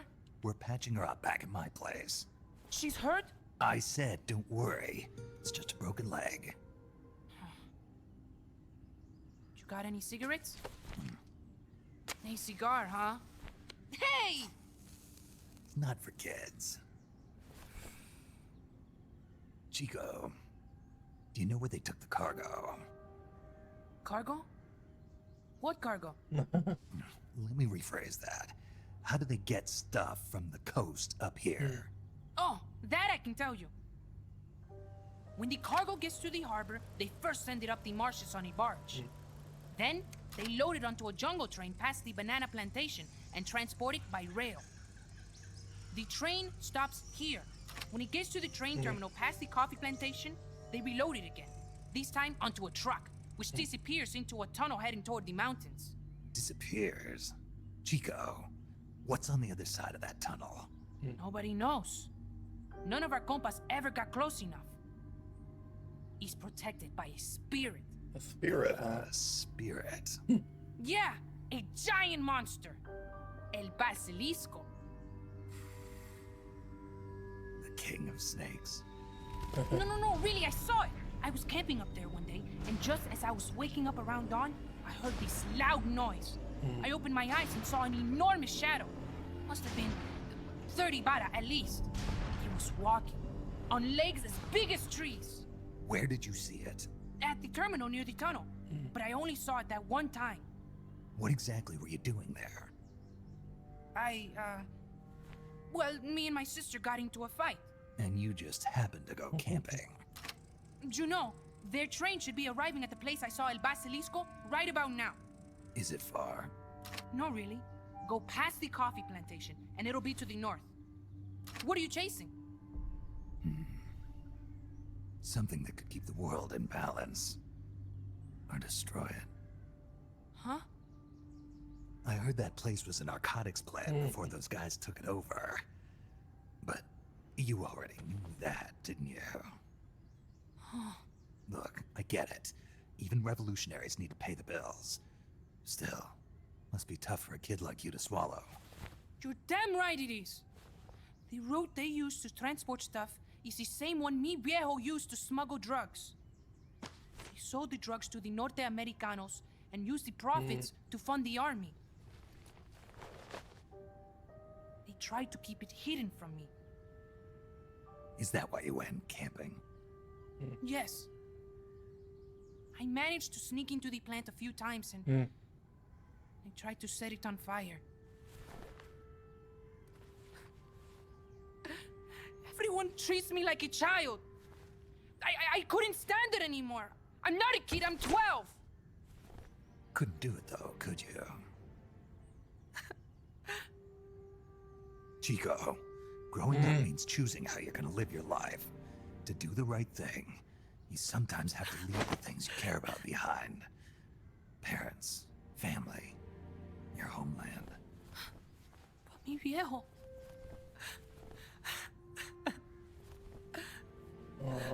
Papa, Chico, look at the photos.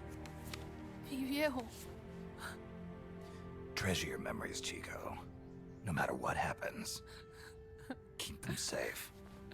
You want to get out of here, Chico? I do, but Come back with me. Your sister's waiting for you. I can't go back. I can't face everybody. You told them where your compas are. I see. Nothing to be ashamed of. Pain gets the better of us all.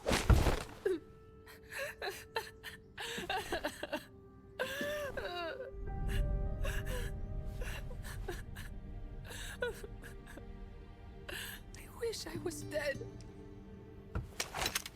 Okay then. I'll put you out of your misery. What? Any last words? Shoot. You are only going to kill a man.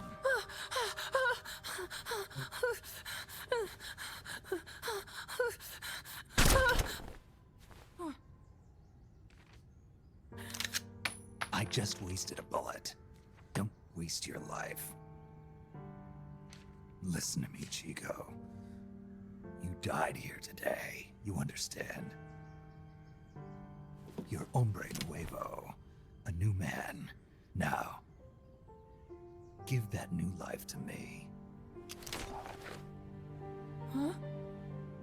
Fight with me, little soldier. Show me how strong you really are.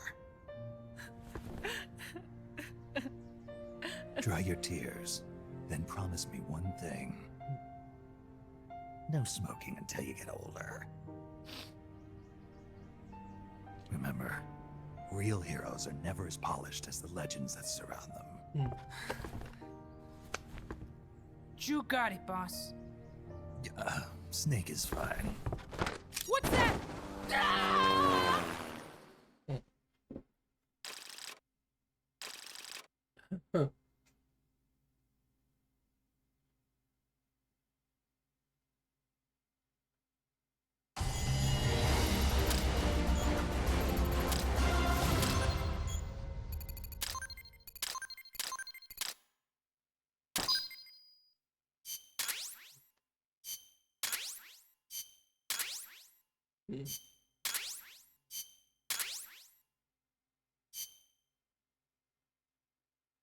Snake, Chico made it over.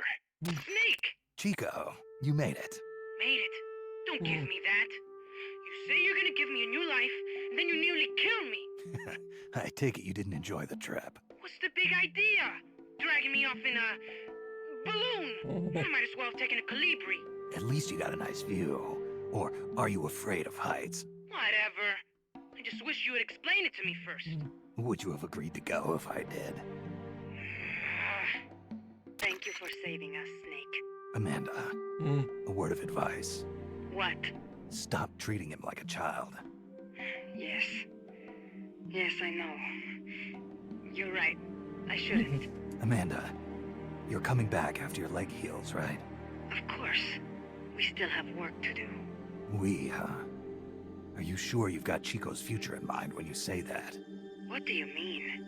We're sworn to our father's cause, to helping the revolution succeed. Revolution or no revolution, you pick up a gun and sooner or later you're going to hell. Are you prepared for that? I am. If the alternative is giving up the country I love, I'll take hell. Really? Well then, you're gonna have to stop treating Chico like a brother and start treating him like a soldier. You're right. Welcome to hell. Snake, can I ask you a favor? Shoot. You find any prisoners from El Frente, you bring them back alive. Cause... You're trying to make amends for talking. Not just that. Because they're compas. All right. But first, I've got to catch up to that cargo.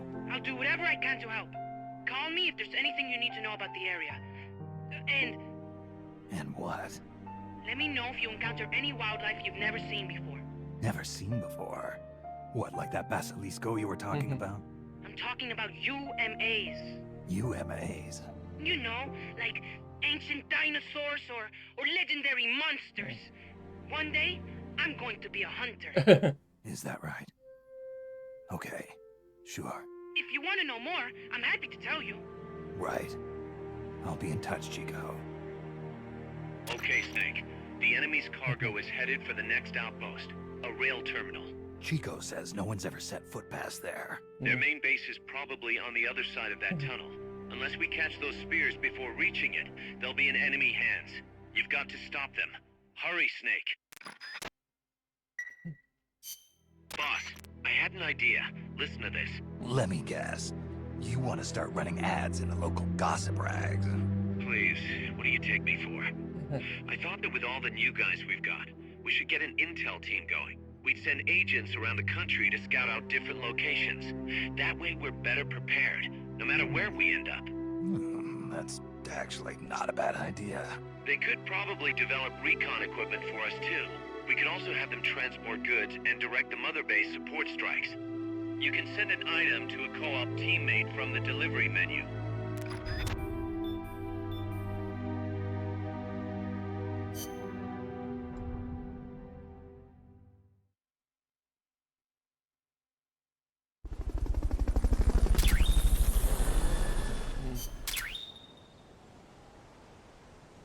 Support supplies can now be sent from other base. You can make supply requests for ammo and items by using special weapons during a mission. That's right. We may provide you can request powerful support strategies.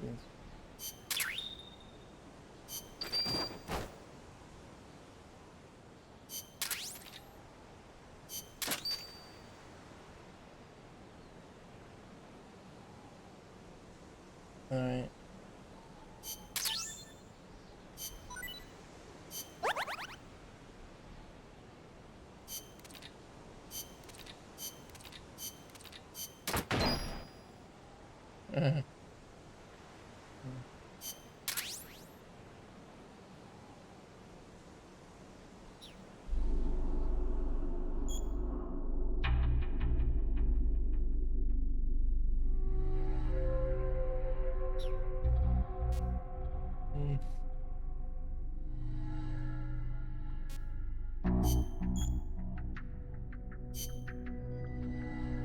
You're the mission supplies support right?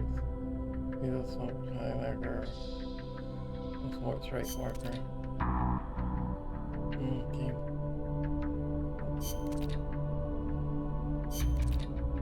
Maybe it appears to appear in the mission.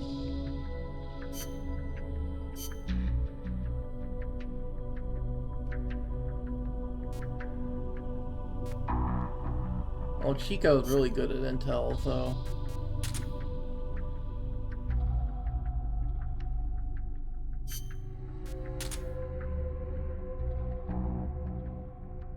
Oh, a really good mentor for the intel team. I think it's good for medical. Methyl. Medical probably.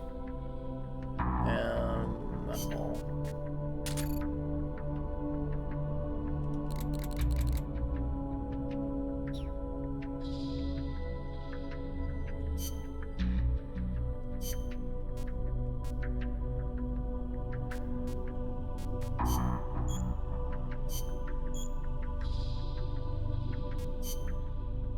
Oh, that's the online play stuff.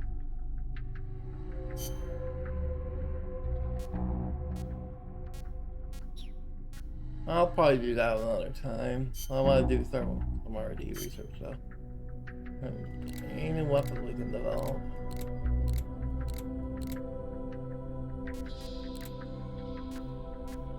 We can develop C4 now.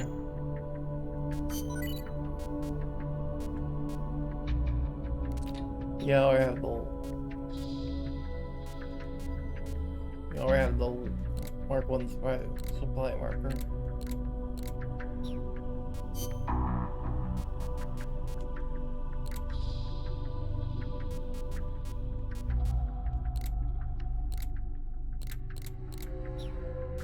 Mac. Other.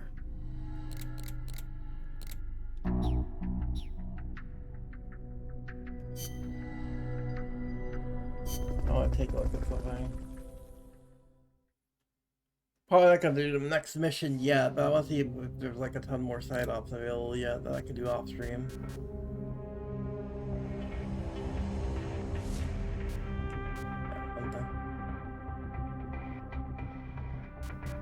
I could do this off stream.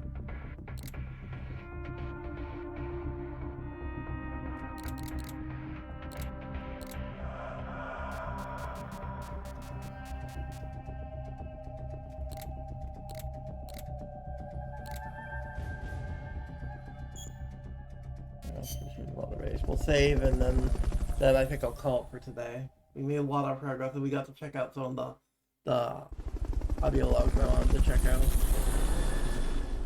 Oh, we made good progress, I think. We beat a boss. We caught up with Banda. Rescued Banda. Beat a boss. Rescued Chico. Well, and now we can call in, like, supplies, which is nice. Because that allows us to get both, like, ammo and possibly even replacement suppressors for our suppressed weapons. Maybe. It also helped avoiding situations that we ran into with the boss where we were running out of rockets and ammo and stuff. So I should probably... Yeah, I'll save one more time and then we'll be done for the week. Thank you all for watching. I'll definitely have to make a clip of the apolitical moment. Anyway, thank you all for watching. I'll see you guys next week. I'm out. Take care, everyone.